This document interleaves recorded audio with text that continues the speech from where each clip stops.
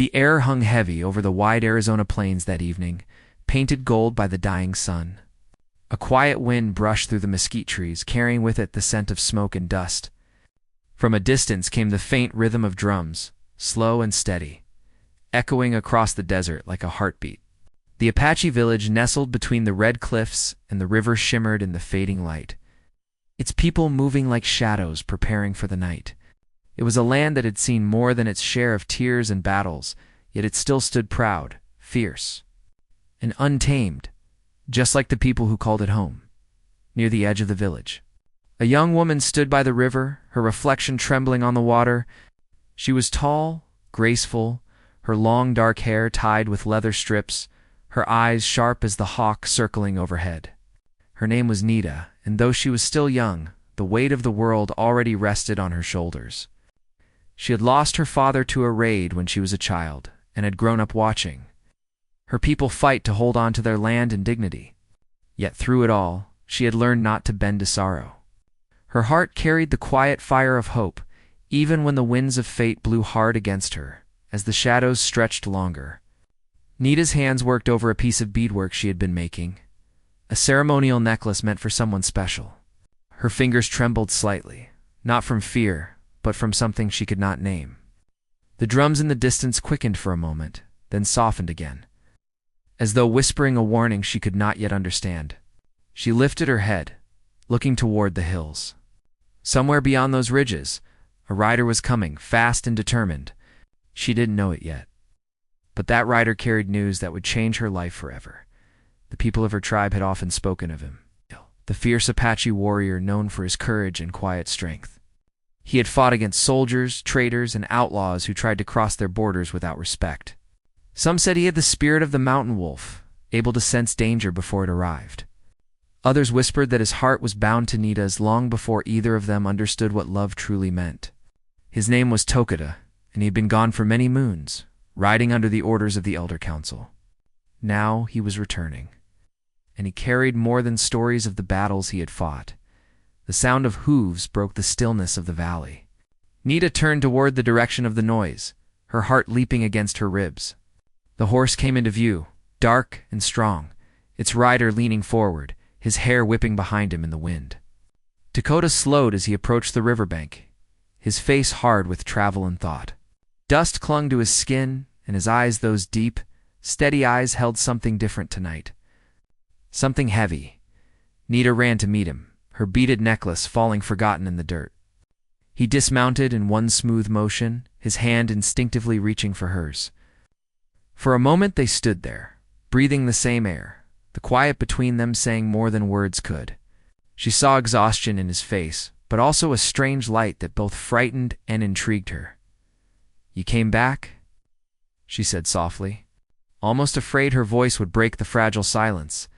"I gave my word I would," Toka replied, his tone low and steady.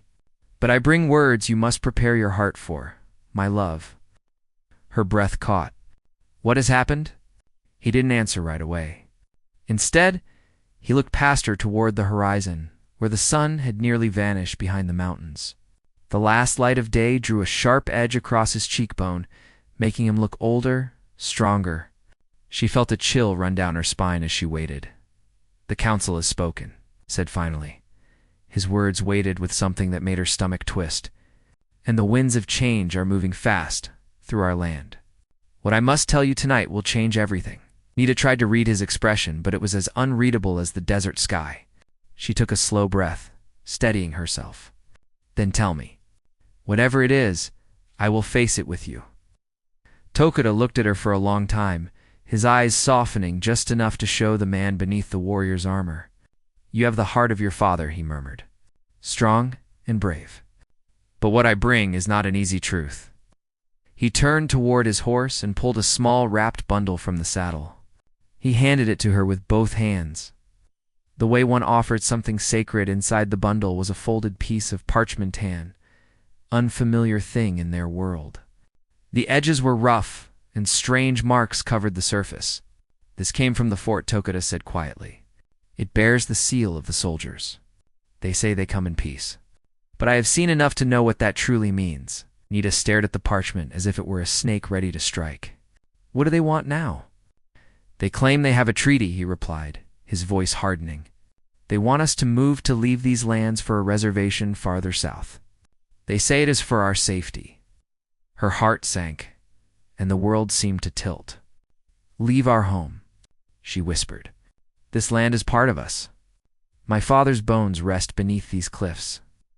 I know, Dakota said, his jaw tightening. And that is why we must be careful. The soldiers come with smiles, but their hands are never empty. They bring promises, but they also bring chains. The elders are divided. Some want peace. Others want to fight. The wind picked up, scattering the dust around them. Nita clutched the parchment, feeling its weight like a curse. And what do you want? She asked, her voice trembling now. He looked at her, and for the first time, she saw a flicker of doubt in his eyes. I want what is right, he said simply. But right and safe are not the same thing anymore. Silence hung between them. The river murmured softly at their feet, and in the distance, the drums had stopped. Nita's heart pounded as she tried to understand the storm that was coming. She had always known that change was part of life in the frontier, but she had never imagined it would come to her doorstep like this. Tokuda stepped closer, his hand brushing her cheek.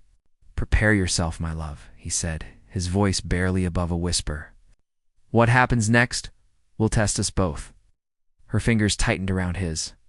Then let it test us. I will not be afraid. He gave her a small nod, but she could see the shadow that lingered behind his eyes. Something told her he had not yet spoken the whole truth. There was more, something deeper, something that made even a warrior like him hesitate.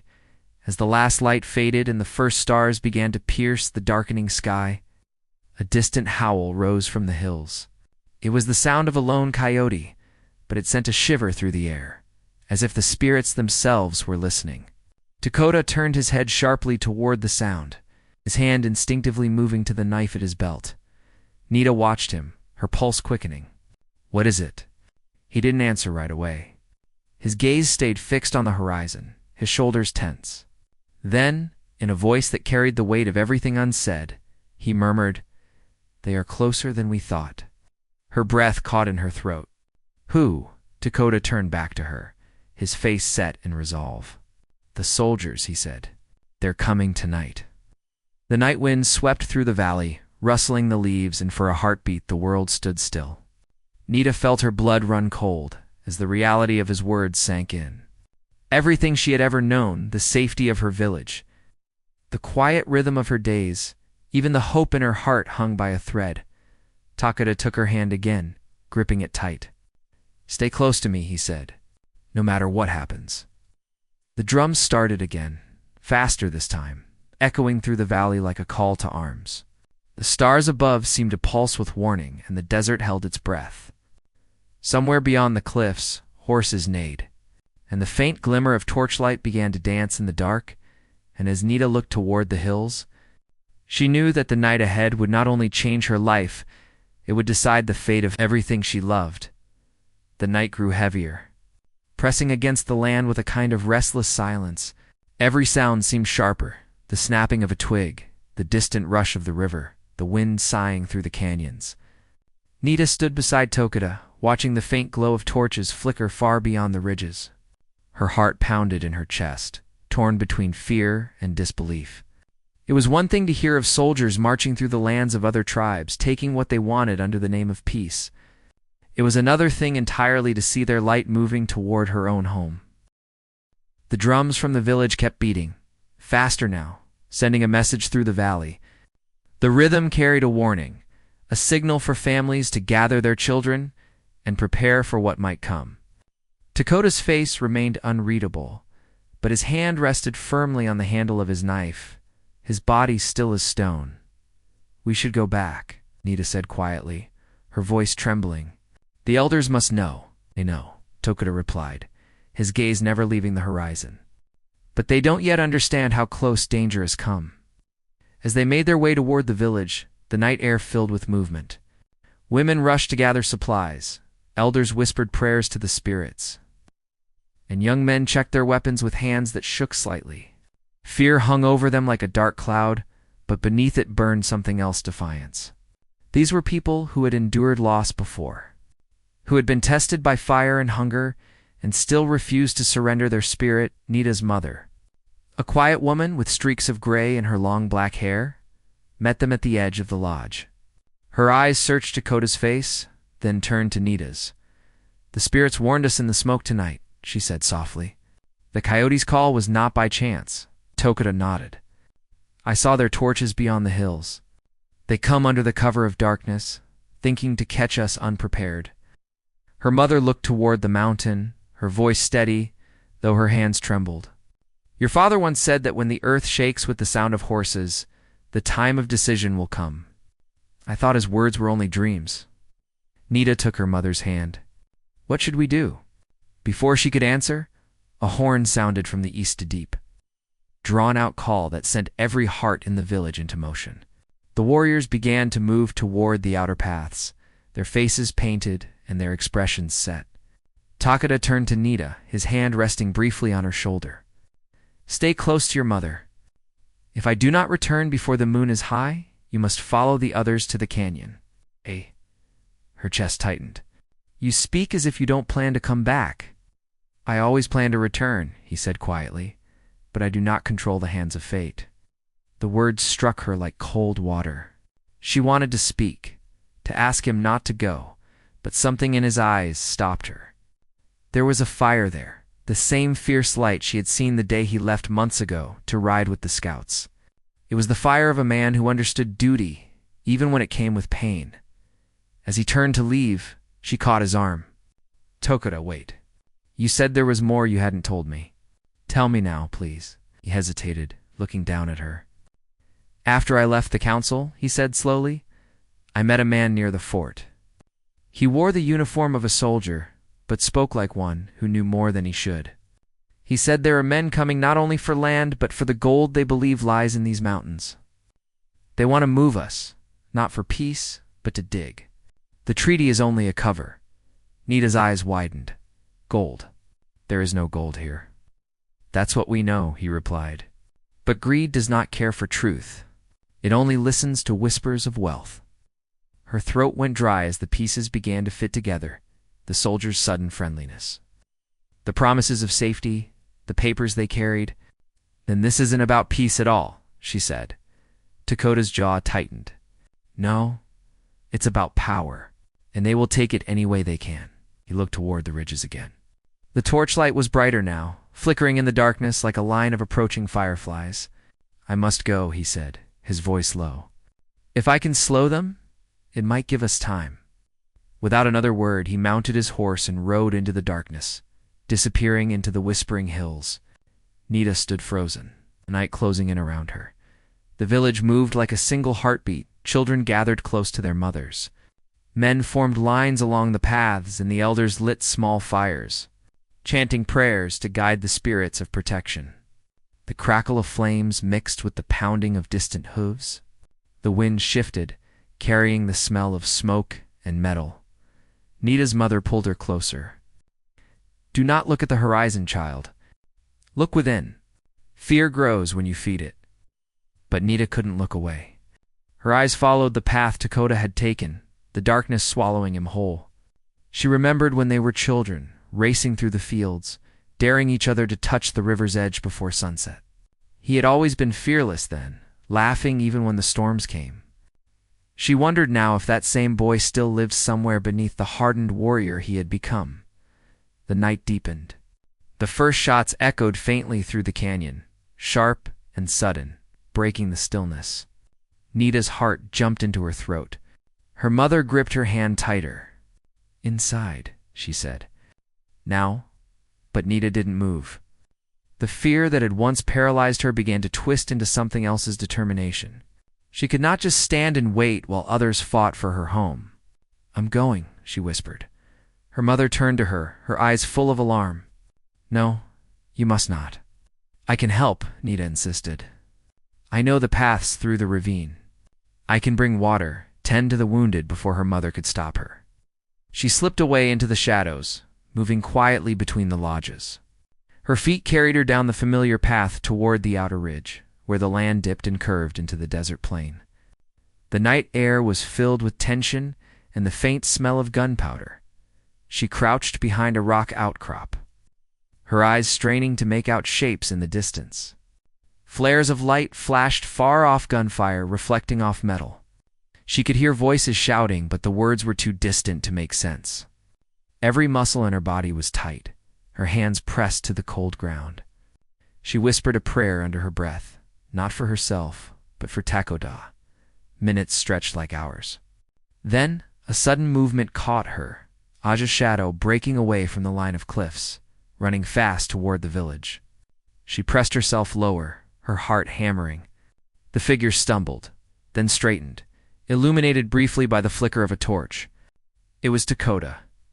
He was alone, his face streaked with dust and sweat, his eyes wide with urgency. Nita leapt from her hiding place and ran toward him. "Takoda," she cried softly. He caught her by the arms, breathless. "You shouldn't be here," he said, but his voice was filled more with worry than anger. "What happened?" she asked. "They're coming faster than we thought," he said. "They've surrounded the northern ridge. We must move everyone to the canyon now." Her stomach twisted. "But the elders, they are already sending the people," he interrupted. "But there's something else. One of their officers rides with a map proof of what they plan. If we can get it, the council might still find a way to fight this." Before she could answer, a flash of light burst behind them, followed by the distant crack of another rifle. The sound rolled across the desert like thunder. Takoda turned sharply. "Go," he said. "Get to the canyon. I'll find that map." Nita's instinct told her to argue, to beg him not to leave again, but the look in his eyes stopped her. It wasn't the look of a man running toward danger for glory. It was the look of someone protecting everything he loved. She nodded, though her heart screamed against it. "Be careful." He gave a small, grim smile. "Always." Then he was gone again, swallowed by the chaos of the night.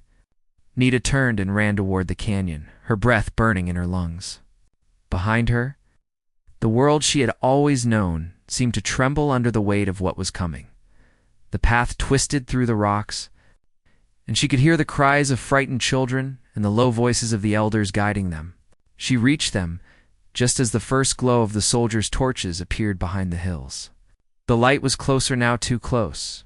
Nita turned back, searching the darkness for any sign of Takoda. The wind howled through the canyons, carrying the echo of battle and the faint, haunting call of the drums.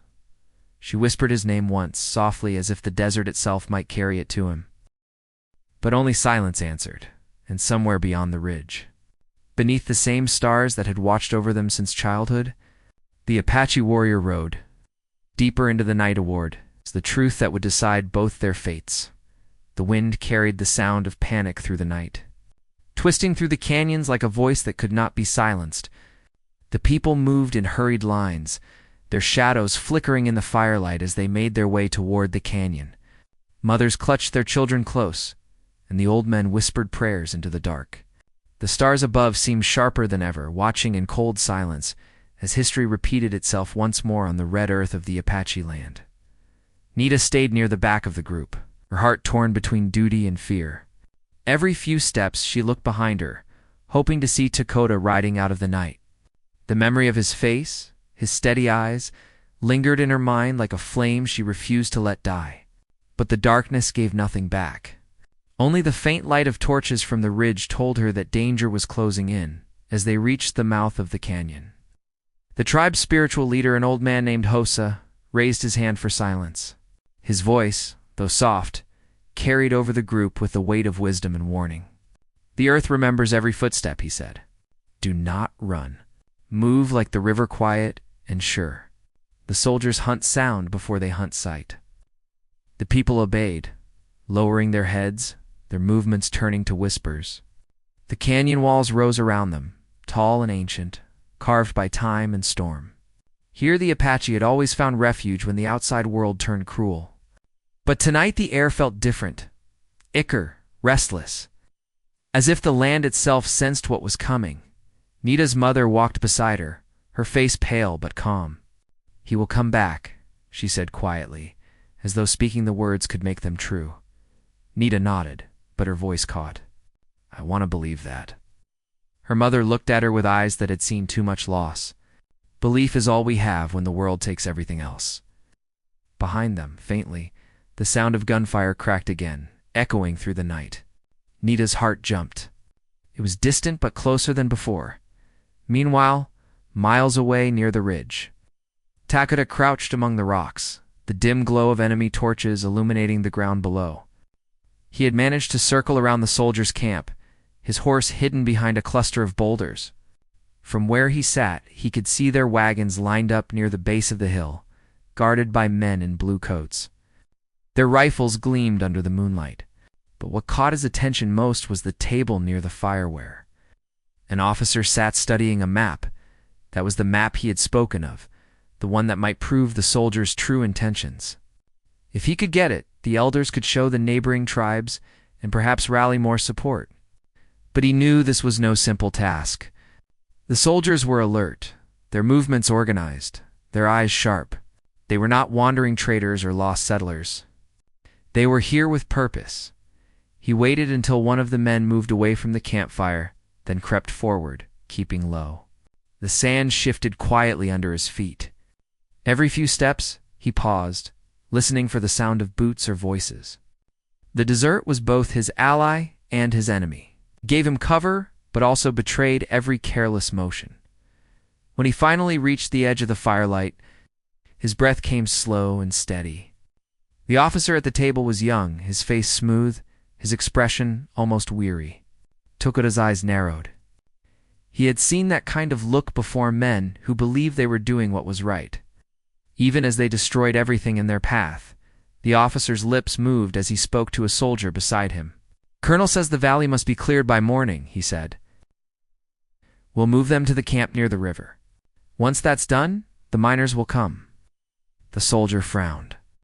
"And if they don't go willingly, then we'll make them," the officer replied, his tone flat, practiced.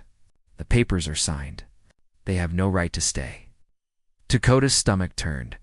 He had heard enough. He crept closer to the table, his eyes on the folded parchment beside the map. But before he could reach for it, a twig snapped behind him. He froze. The sound was small, almost harmless, but it felt like thunder in the silence. Slowly, he turned. A soldier stood just a few steps away, a lantern in one hand, his other hand reaching for the rifle slung across his shoulder. "Who's there?" The man called out. Takuta reacted before thought. He lunged forward, striking the soldier's arm and knocking the lantern into the sand. The flame hissed and went out. The man shouted, grabbing for his weapon, but Takuta was faster. They struggled briefly, their bodies twisting in the dirt until the soldier fell silent. The camp erupted in chaos.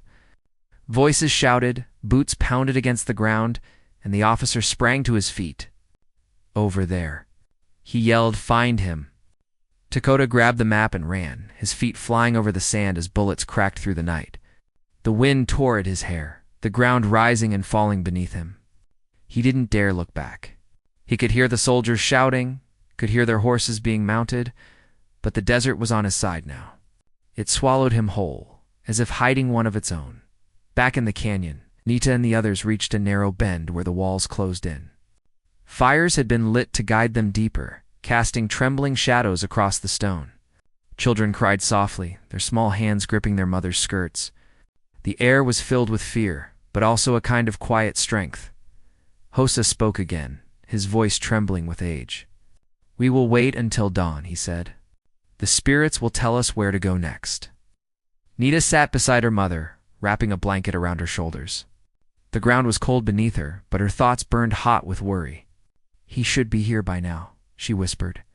Her mother said nothing, but she kept glancing toward the entrance of the canyon. Where the darkness stretched like a mouth ready to swallow the world, then came a new sound distant. Ow. Hooves pounding against the earth. The warriors near the entrance raised their weapons, ready to defend. But as the rider came closer, a few recognized the horse's shape and the way it moved. "It's Takuta," someone shouted. Nita was on her feet before she even knew it. She ran forward, her heart racing. Takuta dismounted, his chest rising and falling with exhaustion. The map was clutched tightly in his hand. "They know where we are," he said. "They plan to strike at dawn." The crowd murmured in alarm. Hossa stepped forward, his old eyes sharp. "You brought proof?" Dakota handed him the map. "They mean to take the valley for gold. Their peace is a lie." The elder's face hardened. "Then we cannot stay here. If we fight, we must fight on our terms, not theirs."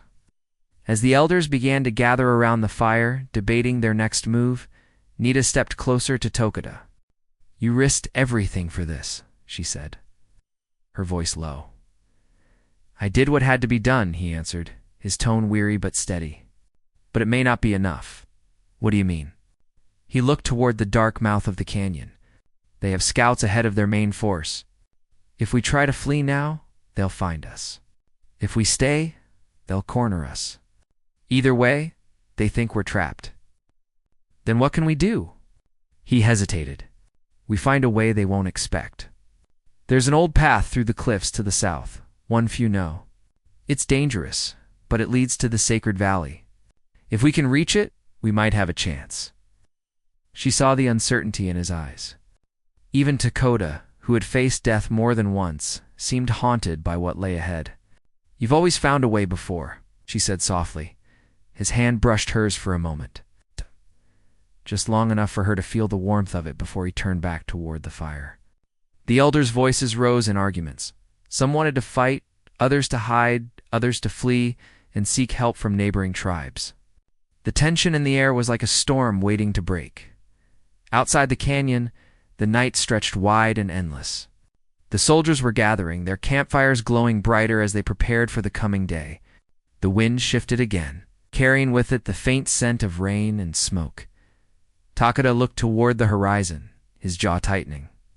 "Tomorrow," he said quietly, "they will come for what they believe is theirs." Nita stood beside him, her eyes fixed on the same horizon. "And we will show them that this land still has a heartbeat." Neither spoke again. The night closed in around them, the stars flickering above, like 1,000 silent witnesses.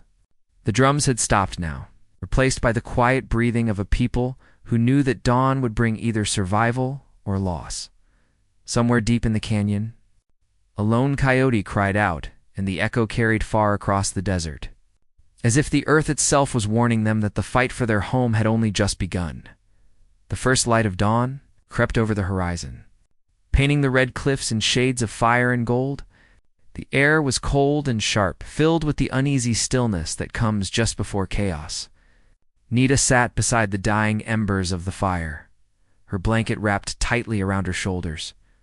Her eyes were fixed on the narrow opening of the canyon, where a faint mist clung to the rocks. She hadn't slept. None of them had. Every sound, the rustle of wind, the shift of stones, felt like a warning. Dakota stood near the entrance, his silhouette tall and still against the pale morning sky. He had been awake all night, speaking quietly with the elders, planning their next move. The soldiers were close now. Everyone could feel it. Even the horses were restless, their breath rising in quick, nervous clouds. When the sun's edge finally broke over the ridge, Dakota turned to face his people. His voice was calm, though his eyes betrayed the storm building inside him. "They are coming from the north and the east. The scouts have seen their tracks.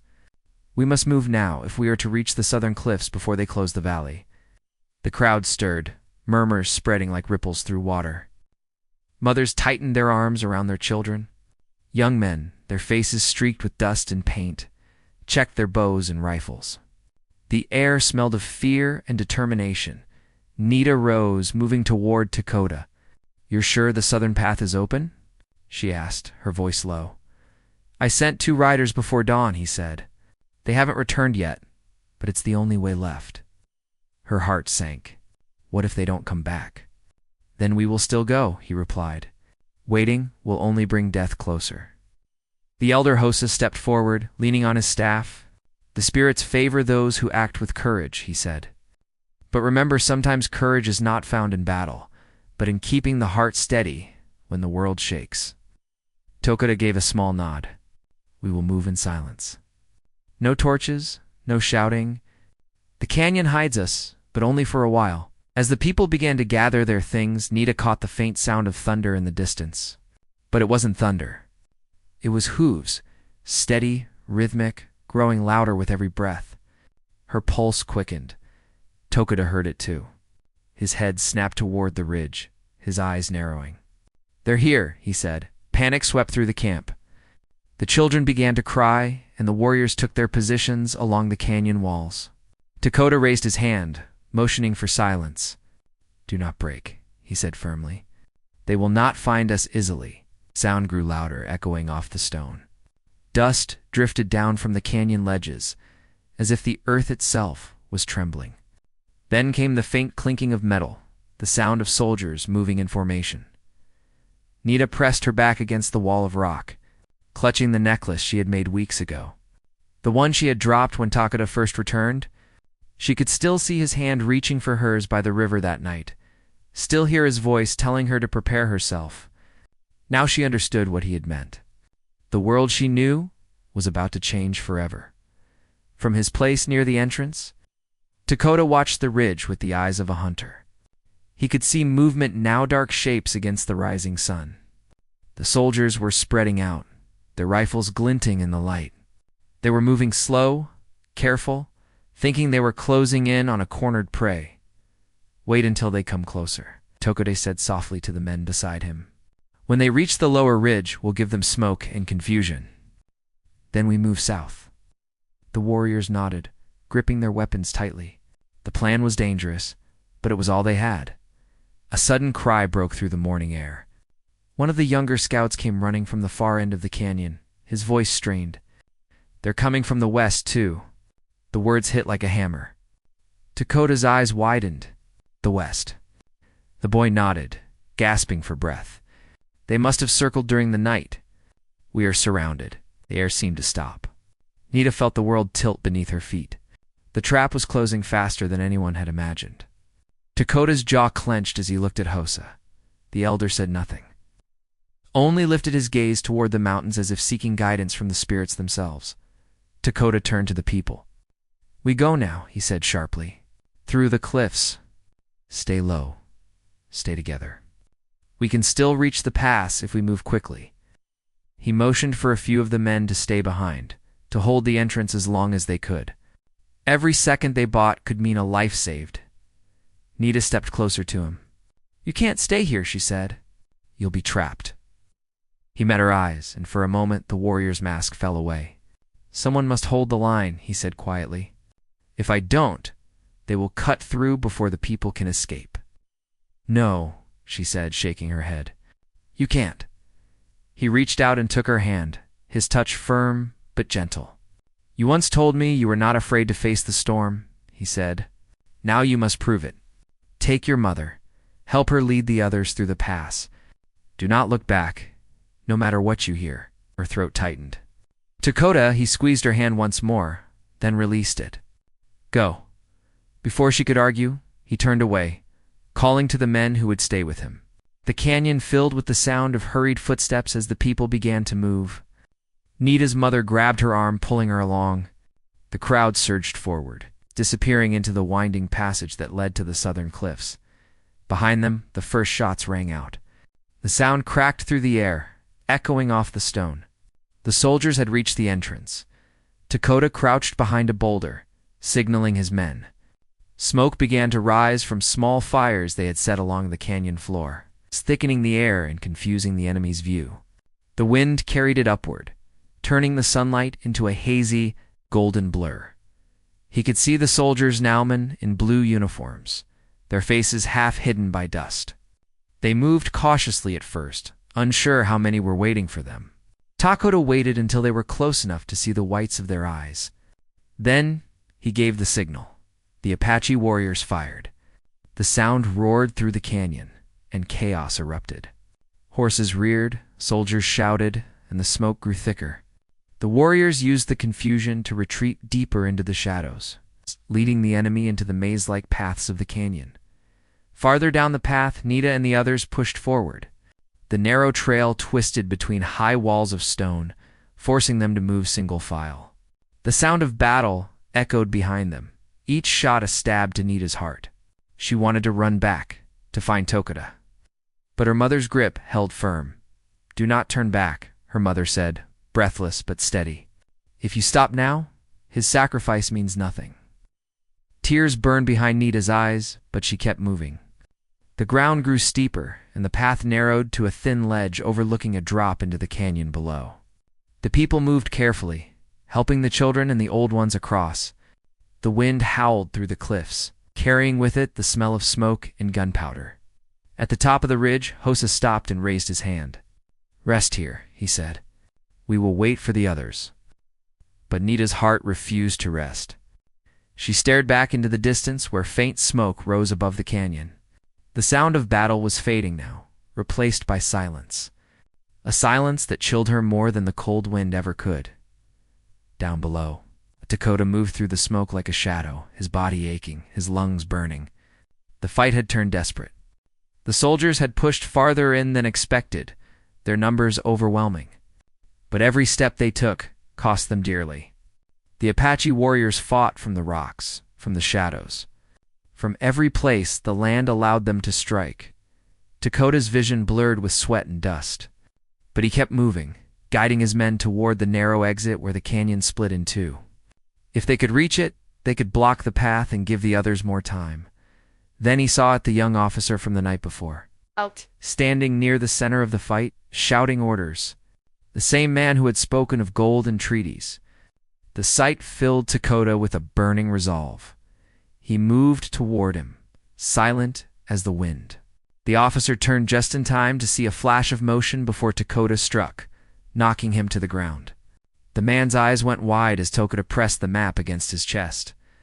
"You destroy what you don't understand," Tokuda said, his voice low and fierce.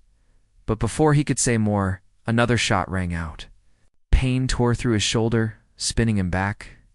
He fell to one knee, clutching the wound, his breath ragged. The soldiers advanced. Smoke filled the air, and the world blurred into confusion. Tokuda staggered to his feet, determination etched across his face. He looked toward the cliffs, toward the path where Nita and the others had gone, and even through the chaos, thought he saw Herge, a faint figure far above, watching him from the ridge. For a brief moment, their eyes met through the haze. Then the smoke swallowed him again as the soldiers closed in. Nita's heart pounded as she saw him disappear. The sound of battle rose once more, sharper, louder, echoing through the valley like thunder. She gripped the edge of the ridge, her breath shaking. Below her, the canyon burned with the fire of war. Above her, the sky turned crimson with the rising sun. And somewhere between them, the fate of their people hung by a single, fragile thread. The smoke had begun to fade when the sun reached its highest point. The wind carried the smell of dust and burnt wood through the canyon, a bitter reminder of what had just taken place. Nita stood on the ridge, her heart heavy with dread. The sounds of gunfire had fallen silent, replaced by the cries of crows circling high above. Every beat of her heart felt like an echo of loss. She searched the canyon below, hoping to see Dakota rise from the shadows. But the land lay still. Behind her, the others had begun to gather. The people who had made it through the pass sat on the rocks, their faces streaked with dirt and tears. Mothers held their children close, whispering words of comfort that sounded hollow even to themselves. The elders tried to keep everyone calm, but their own eyes betrayed the sorrow they carried. Hossa stood a few steps behind Nita, his staff planted firmly in the ground. "The earth is quiet now," he said softly. "But the quiet does not always mean peace." Nita turned to him, her voice trembling. "He's still down there. I can't leave him." Hossa nodded slowly. "No. But to return now would mean death. The soldiers may still be there." Her hands tightened into fists. "He stayed behind to protect us. I can't just walk away." The old man looked at her for a long moment, then placed a gentle hand on her shoulder.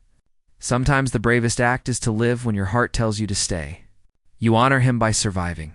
She wanted to argue, to run back into the canyon, but she knew he was right. Dakota had made his choice, and she had promised him she wouldn't look back. Still, the promise burned inside her like fire. As the day passed, the survivors began their journey south. The land stretched before them, wide and harsh, yet filled with the faint promise of safety. The path was slow, every step a struggle against exhaustion and grief. Nita walked near the front with her mother, her mind drifting between memory and reality. Every time she closed her eyes, she saw Dakota's face in the smoke, his eyes fierce and unbroken. When night came, they built no fires. The stars were their only light, scattered like broken glass across the dark sky. The people sat close together, sharing what little food they had left. Some prayed quietly. Others simply stared into the distance, their thoughts lost in what they had left behind. Nita sat alone for a while, looking toward the horizon. She thought about everything they had lost: their homes, their land, their people. Yet beneath all the pain, there was a small, stubborn spark of hope. They had survived. The soldiers might have taken the canyon, but they hadn't taken their spirit. Her mother joined her, sitting beside her in silence. After a while, she said, "He gave us a chance to start again. That is something we must never forget." Nita nodded. "Do you think we'll ever go back?" Her mother looked toward the north, where the mountains faded into darkness. "Someday. Maybe not us, but our children will. The land remembers those who belong to it." The next morning they reached a small valley surrounded by hills. There was water, fresh and cool, flowing from a spring hidden between the rocks. The elders decided they would rest there for a few days to gather strength. They built simple shelters and began to tend to the wounded. It wasn't much, but for the first time in weeks, the people had a moment to breathe. Nita helped gather herbs with the women, though her thoughts kept drifting back to the canyon. That night, as the others slept, she slipped away, following the trail back toward the north. The moonlight guided her steps, silver and soft across the desert floor. It took her most of the night to reach the edge of the canyon again. The air there was colder, the silence deeper. Smoke still lingered faintly, but the soldiers were gone. What remained was ruined, broken weapons, torn cloth, and the faint traces of footprints fading into the dust. She walked carefully through the narrow paths, calling softly for Dakota, her voice echoing off the stone. There was no answer, only the wind whispering through the cracks. Then, near a cluster of rocks, she found him. He lay against the canyon wall, his face turned toward the rising sun. His breathing was faint, but he was alive. Relief and disbelief flooded her at once. She dropped to her knees beside him, her hands trembling as she touched his face. His eyes fluttered open, unfocused at first, then finding hers. "You came back," he whispered. Tears welled in her eyes. "I couldn't leave you." A weak smile touched his lips. "You were supposed to lead them. They're safe," she said quickly. "They made it through the pass. We found water and shelter." He closed his eyes briefly, as if letting the words settle over him. "Good, then it was worth it." She looked at the wound on his shoulder, now dried but still deep. "We have to get you out of here. You can't stay." He tried to move, but pain cut through him. "Help me to the river," he said. "I can make it that far." Her arms around him, she helped him stand. Step by step, they made their way through the canyon until they reached the riverbank. The same river where they had once spoken of freedom and the land's future. Dakota knelt beside the water, dipping his hand into the cool current. "This land," he said softly, "it will heal just as we must. They may take our homes, but they can never take what lives inside us." Nita sat beside him, watching the water flow. "The others will want to see you," she said. "They need to know you're alive." He looked toward the south. "Then we will go. But slowly. I want to see this place one last time." They rested there for a while, the sound of the river washing over them. When they finally began their journey back, the sun was setting, painting the sky in shades of red and gold. Each step was heavy, but filled with a quiet strength. When they returned to the valley, the people gathered around them in disbelief. Cries of joy and relief echoed through the camp. The children ran to Dakota, touching his hands as if to make sure he was real.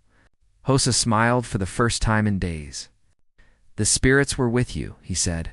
In the days that followed, life began to take root again. The people built stronger shelters, gathered food, and shared stories around small fires. Hope returned, little by little, carried in every laugh and every prayer. Dakota healed slowly, though the pain in his shoulder never fully left. He spent much of his time teaching the young ones how to read the land, how to listen to the wind, how to remember who they were. Nita helped care for the elders and the children, her heart lighter than it had been in weeks. She often sat with Dakota by the river, where the water glimmered beneath the sun. They spoke of rebuilding, of finding a new place to call home, and of one day returning to the canyon when the world was ready to remember as the seasons changed. The valley began to bloom. Wildflowers spread across the hills and the air filled with the scent of new life. The people called it a gift from the earth, a sign that the spirits were watching over them. On one quiet morning, Nita stood beside Dakota on a hill overlooking their new camp. The rising sun bathed everything in gold. She could see children running below, their laughter echoing through the air. For the first time, she felt peace. Dakota turned to her. "Do you see it?" he asked. She smiled faintly. "What? The future?" he said. "It's here, in them, in us." She nodded, her heart swelling with quiet pride. "You were right," she said. "They couldn't take it from us." He looked toward the distant mountains, where the canyon lay hidden beyond the horizon. No one can take what is born from love and courage. The land remembers. It always does. As the sun climbed higher, the world around them seemed to breathe again. The pain of the past remained, but it no longer ruled them. What endured was their spirit, their unity, their will to live. Nita took his hand, feeling the warmth of the morning spread through her. Together, they stood in silence. Watching the valley awaken, the story of their people would continue, not written in books or laws, but carried in their hearts, passed through generations. The land would remember their footsteps, the river their tears, and the wind their songs. And in that remembrance, they would live forever.